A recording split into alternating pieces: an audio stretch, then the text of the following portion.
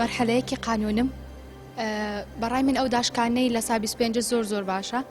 زۆر دەستخۆشی لایە دکتۆر عەلی قەرەداغیەکەین بۆ ئەو داشکانەیەکە لە چاو جامعەکانی کە زیاتر دایشکاندووە چونکە لەم کاتەیە زروفی زۆربەی خەڵک باش نییە مادیەن لەبەرەوەی زۆربەی کەسەکان لە ڕووی فەرمانبەرن لەم زروفەشە زۆر کەس وەزعیان باش نییە لەبەرەوە من زۆر دەستخۆشیان لێکم سپاسیانەکەم. من وەرزە حسێن عوسمانم مەرحەلەی چواری کارجێڕی کارم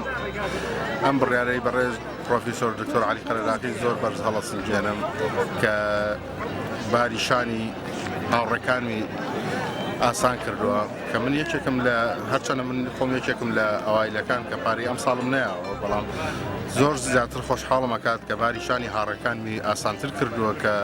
بە داشکانی لە سا 25 کرێی خوێندن کارێکی بەڕاستی نیشتیمانیانەیە. بەڵای من ئەمە کارێکی باشە بۆ خوێندکاران بەتایبەت لەم دۆخی کە کوردستانی تایە لە بەرەوەی زۆر خوێندکار هەیە وایە ئەمە ئەهلیە و تو ئەبێ پارەی خۆت تەسلیمکەی بەڵام زۆر خوێندکار لە مۆزهایە ناتوانێت لە بەرەوەی هەم دایکی هەم باوک کارمان دنیا خود مۆزەفن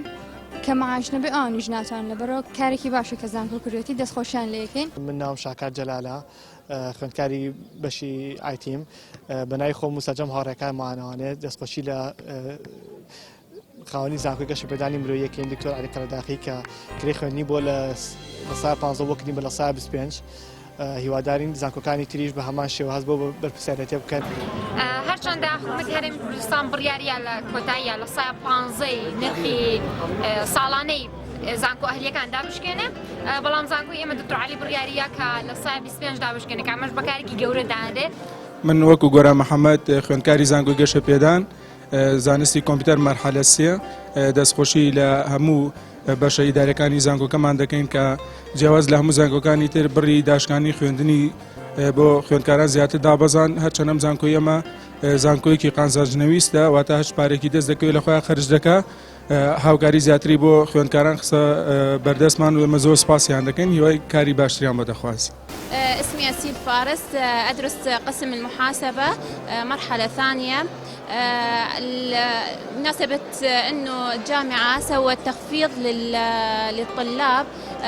بحكم الظروف اللي نعيشها الاقتصادية هالشيء كلش جيد وحلو من المبادرة من الجامعة راعت ظروف الطلاب اللي يعيشوها وسوت تخفيض 25% وهذا شيء جيد للطلاب. داشکاندنی لە سا 25 بەڕاستی هەنگاوێکی زۆر باش و لە ئێستاە یەکێکە لەو هەنگاوانی هاکارێکی زۆر باشی خوێندکارانەکە بەتایبەتی و خوێندکارانی کە کەم دەرامەتن و توانایی دانیا و بڕەپارەیان نییە بەڕاستی هەنگاوێکی زۆر دروست بوو لە شوێنی خۆیان بوو دەستخۆشی لە مامۆستا عەلی قەرەداغیەکەین هیواداری نمونی زیابێت. یەکەم جار سەرەتا ئەزانین کە لە سا 10 بووە بەڵام کراوە دکتۆر عەلی قەرەداغی کردوێتی بە لە سا 25 بۆمان. پێم وە بەڕێی من یەکەم شت تەوان دەستخۆشی لێ ئەەکەم لە بەرەی بەڕاستی فەرقێکی زۆرە لە ساعتەوە بۆ لە سا 25. سپاسەر و کاتی زانکۆکەین بۆم هەنگاوە کە بەدڵناییەوە بێتەوەی کەمکردنەوەی بەشێک لەو بارگرانی کە لەم بەڕوودۆخە خراپی داراییە بەسەر خوێندکارانەوەیە هیوادارین نمونەیان زیاد بێت. منیش وەکو خوێندکارێکی بەشی یاسا دەستخۆشی لەو بڕیاراکەم بڕیارێکی باشە بۆ ئەو خوێندکارانەی کە کەم دەرامەتن. دەستخۆشی لە بەڕێز پرۆفسۆر دکتۆر عەلی قەرەداغیەکەین بۆ دامەزراندنی لە سا 25 داشکاندن بۆ قوتابیان کرا لە سا 15 بۆ سا 25 بڕیارێکی باشە. من ڕێبێن عوسمان خوێندکاری خۆناغی سەی زانستی کۆمپیوتەر لە زانکۆ گەشت پێدان دەستخۆشی لە بەڕێوەبەرانی زانکۆ بەتایبەتی دکتۆر عەلی ئەەکەم کە ڕێژەی خوێندنی لە سەدا 15 بۆ لە سەدا 25 زیاد کردووە کە ڕێژەیەکی زیاتر لە چاو زانکۆ هەلیەکانە. تاکە شتێکە مێ بڵم ئەوەیە دەستخۆشی لە دکتۆر عەلی قەرەداغیەکەم کە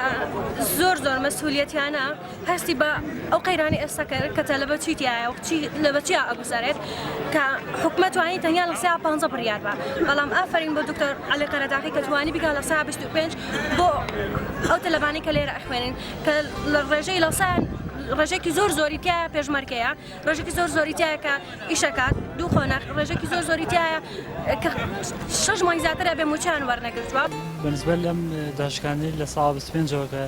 زانکۆکەی خۆمان کردویانەوە حکومەت لە سا 15 داناوە دەستخۆشی لە بەڕێز پرۆفسۆر دکتۆر عەلی قەرەداغیەکەم دەستخۆشی لێکم بڕیارێکی زۆر باشە و هەمومان دڵخۆشین بۆ بڕیارە کە ئەمە هەرچێکی زۆر نیشتیمانیە زۆر پیرۆزە وا لە خوێندکار دەکات کە کەروتنی تری هەبێ بۆ خوێندن و ینی ببێتە نمونەیەکی تر بۆ زانکۆکان. هەڵوێستێکی زۆر جوان بوو پێشی زانکۆکانی ترکەوتین زۆربەی تەلەبەکانی ئێمەش مۆزەفن زۆر زەرور بۆ ئێمە لە جەنابی پرۆفیسۆر دکتۆر عەلی قەرەداغی هەرەوە چاوەڕوانەکرا و ڕێژەیە دابشکێنرێ پشتیوانێکی باشە بۆ خوێندکاران پشتیوانێکی باشە بۆ کەسوکارەکانیان لەم قەیرانی داراییە. من خوێندکاری کۆلێژی ئیدارە اقتصادم قۆناغی چوار دەستخۆشی دکتۆر عەلی قەرەداغیەکەم کە لە ساڵی سپێنجی کە خوێندنی کەم کردەوە ئەمە سوودێکی باشیە بۆ هەمان بۆ بۆنی ئەم قەیرانی دارایی.